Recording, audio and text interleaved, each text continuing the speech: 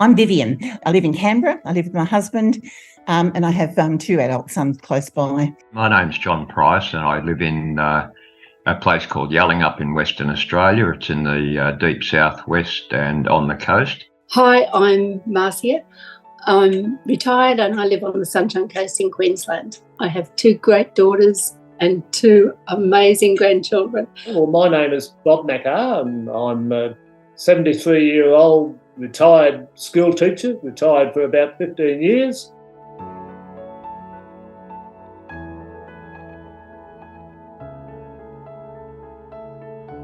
Back in 2012, I developed a cough after having been at a bushfire, and my wife suggested I go to the doctor and have a diagnosis. Anyway, I was sent off for a chest x-ray, and the diagnosis came back that I had IPF, possibly post-inflammatory. I didn't know anything about it. My doctor didn't know anything about it, so I walked out and gaily proceeded to live life happily.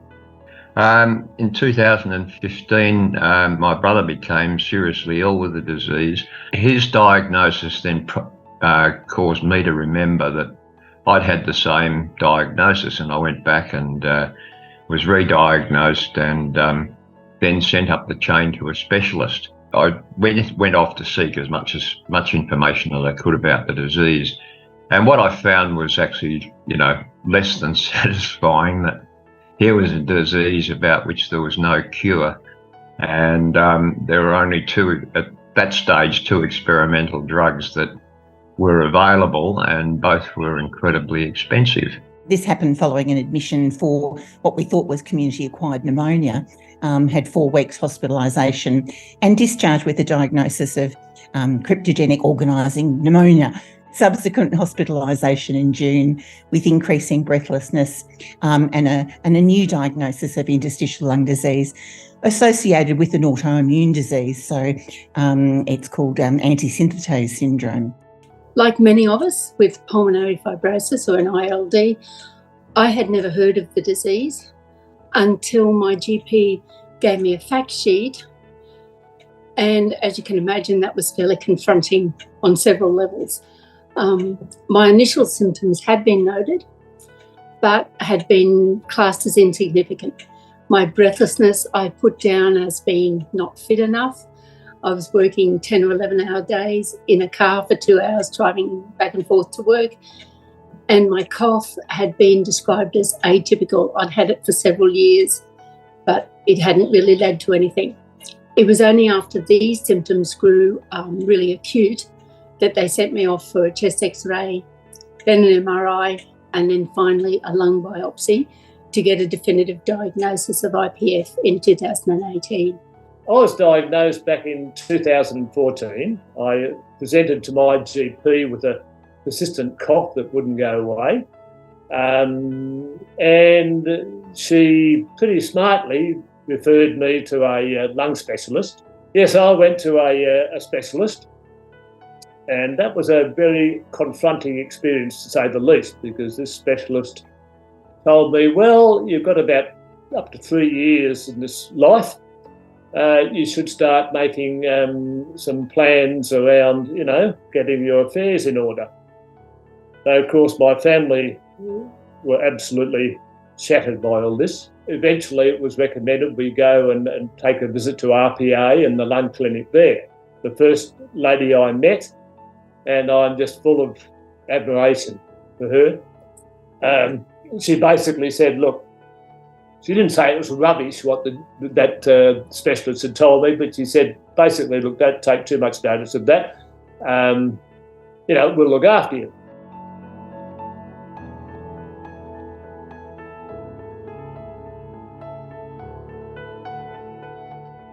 The most serious situation I had with disease management was when I had an acute exacerbation.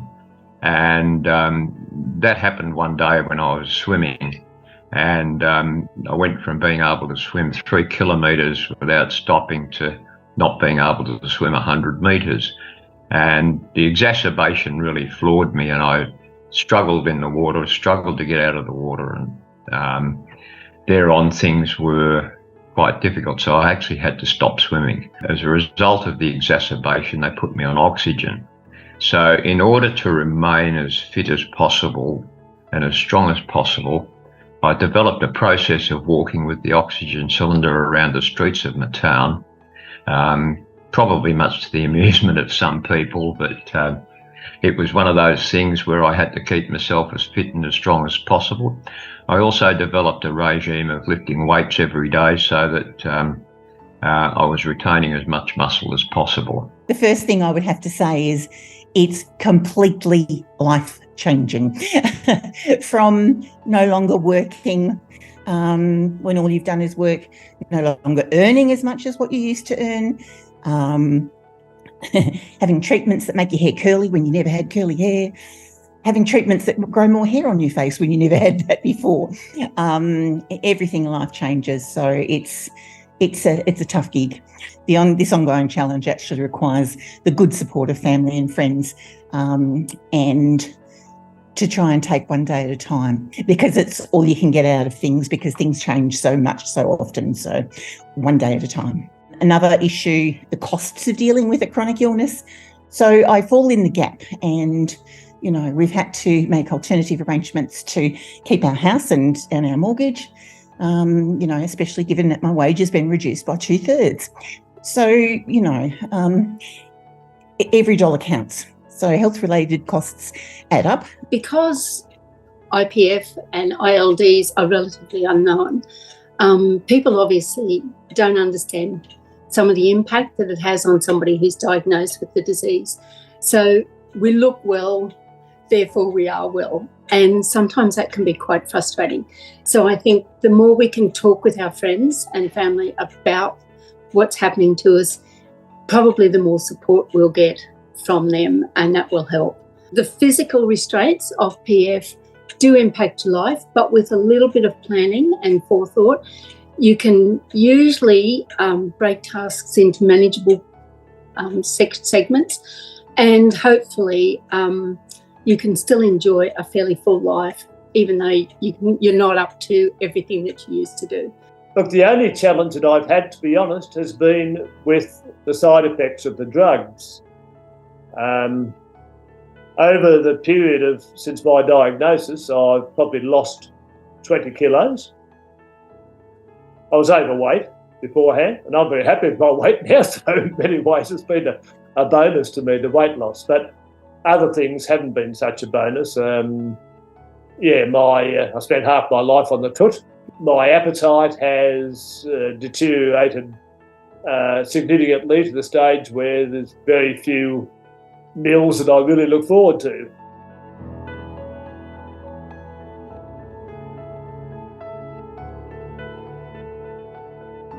This relative put me in touch with the people at the Institute of Respiratory Health in Perth, and I was invited then to apply for a particular clinical trial, trialling a drug with pirfenidone.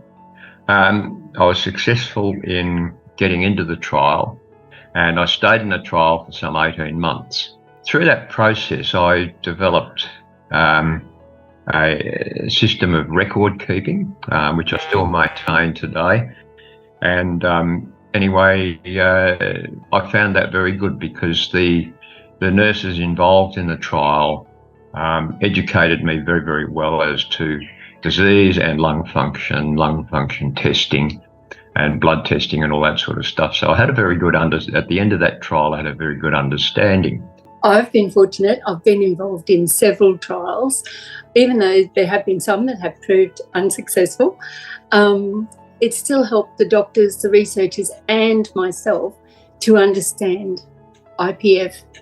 And that has been an enormous, boost to how I cope with what's going on. So it's so reassuring to have a team of professionals that note and explain every single change in your physical and mental well-being. And that in turn, it helps to reduce the feeling of isolation. And I've been extremely grateful for the professional and sympathetic care I've received. It's made every trial I've participated in really worthwhile, even if in some cases I've had to pull out because I haven't been able to tolerate the drug. Even that, it still leads to knowledge and understanding of what you're going through.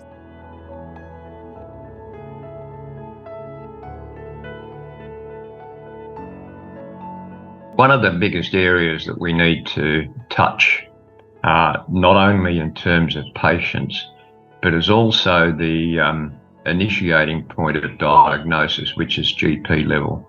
I feel a great need to educate GPs, get GPs online to pass people up the chain with this disease. Not enough GPs are educated to it. It really relates to treatment options. And yes, I know we don't have, too many ongoing treatment options, but with treatments that we do have that are available, like rituximab, but about the use of rituximab and how often it should be given, what dose should be given, just to give some more guideline protocols, I think.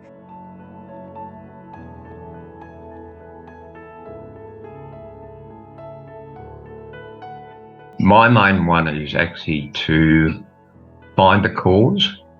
Once we find the cause, we will find the cure. And that's been pretty much the case through medical history as far as I can understand it. Research into some sort of early diagnosis would obviously, or presumably, be a big help in helping people along the way. If they can diagnose early, I guess they can get treatments earlier, and hopefully that might slow down the progression of the disease. The only thing that I'm finding, in my experience, difficult to cope with is the side effects of the drugs. And I guess any research that could be done into somehow reducing those side effects would make life a lot more bearable.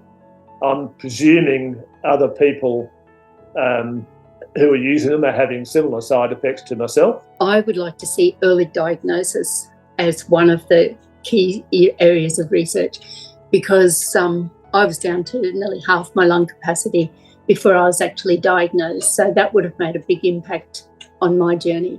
Obviously, research which leads to a cure would be the ultimate goal. But every study, every trial that's successfully conducted helps on this path. And so I think anything that we can do as PF patients or ILD patients to assist researchers, we need to do. Our life depends on it.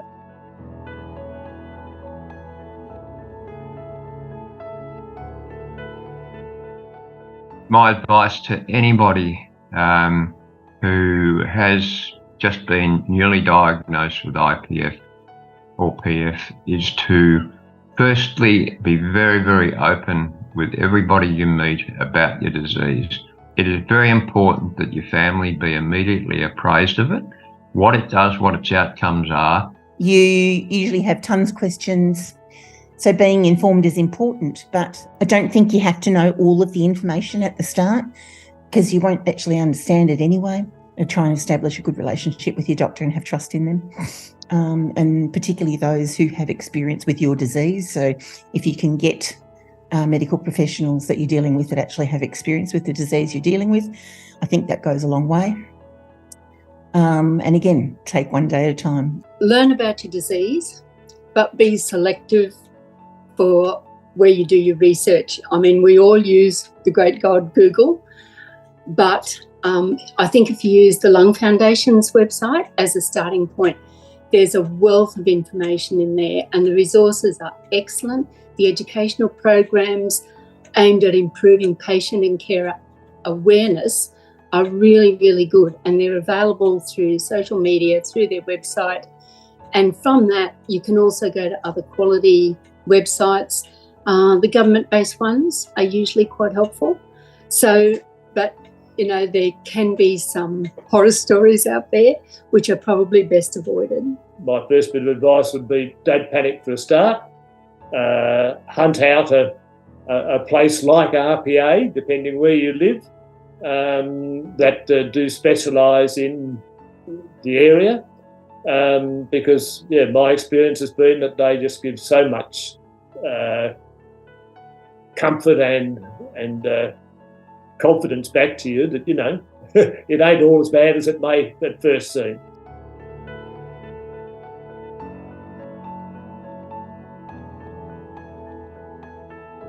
The next part of the journey is to get in touch with people like the Lung Foundation, who have fantastic programs such as Peer Connect and Peer Support. It is incredibly important to be in touch with other patients who have IPF, because they have a better understanding of what you're going through perhaps than anybody else. I have predominantly gained my support from an online support group for my disease. It's a worldwide support group. It's well moderated. Remembering that my disease sort of has we're not all the same, but we're all hugely different in terms of the symptoms that we experience. However, there are many commonalities. And this group promotes communication and sharing of information appropriately. Connecting with other people is really reassuring, because many of them have already lived more than that 3 to 5 years that's kind of predicted. And so you kind of think, oh, okay, it's not that instant death sentence, if you like. The peer support groups available through Lung Foundation are a great way to feel less isolated, because you're not going to meet a lot of people with our disease on a day-to-day basis. So it's good to be able to call and chat just with somebody else who's living the same experience. Regardless of how everybody's journey progresses, having people available that can help you stay positive, I think that's really important.